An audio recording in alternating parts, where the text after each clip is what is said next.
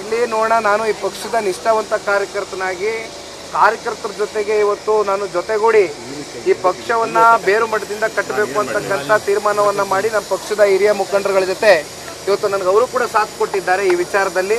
ಹಾಗಾಗಿ 60 ದಿನಗಳ ಕಾಲ ಪ್ರವಾಸ ಮಾಡ್ತಾ ಇದ್ದೇನೆ. ಇಲ್ಲಿ ರಾಜ್ಯಾಧ್ಯಕ್ಷರು ಇದು ಪ್ರಶ್ನೆ ಅಲ್ಲ, ಇದು ಒಂದು ರೀತಿ ಅಪ್ರಸ್ತುತ ಇವತ್ತಿಗೆ. ನಿಖಿಲ್ ಕುಮಾರಸ್ವಾಮಿ ಅವರು ಮುಳುಗುವ ದೋಣಿಯನ್ನ ಎತ್ತುತ್ತಾರ ಅಂತ. ಯಾವ್ದು ಮುಳುಗೋಗಿರೋ ದೋಣಿ ಅಣ್ಣ? ಅಲ್ಲ, ಮುಳುಗ್ತಾ ಇದೆ ಅಂತ ಹೇಳಿ, ಯಾಕಂದ್ರೆ ನಿಮ್ಮ ಶಾಸಕರು ಬೇರೆ ಪಾರ್ಟಿ ಸೇರ್ತಾ ಇದ್ದಾರೆ. ಸದಾ ಕಾಲ ಜನತಾದಳ ಪಕ್ಷದ ಪರವಾಗಿ ಸನ್ಮಾನ್ಯ ದೇವೇಗೌಡರು ಸಾಹೇಬರು ಹಾಗೂ ಕುಮಾರಣ್ಣ ಅವರ ಹೋರಾಟಕ್ಕೆ ಪ್ರತಿಫಲವಾಗಿ ಬೆನ್ನೆಲುಬಾಗಿ ರಾಜ್ಯದ ಜನತೆ ಆಶೀರ್ವಾದ ಮಾಡಿದ್ದಾರೆ. ಬಹುಶಃ ಅನೇಕ ಚುನಾವಣೆಗಳಲ್ಲಿ ಅದು ಸಾಬೀತಾಗಿದೆ.